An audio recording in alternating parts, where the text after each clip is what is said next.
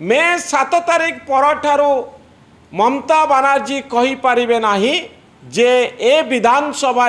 मोर गोटे बड़ भूमिका रही मो दल शासन रे रहिबो मु मुख्यमंत्री हेबी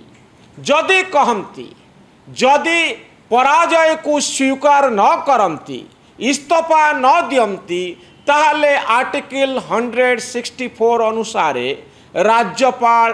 तांकु डिसमिस करि पारिबे अर्थात ए सरकार को बरखास्त करिवार संपूर्ण क्षमता राज्यपाल पाखरे अछि एवं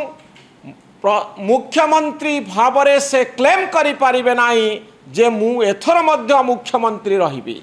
आपण रिजाइन करिबा पई बाध्य डिसमिस हेबे जदि राज्यपाल चाहिए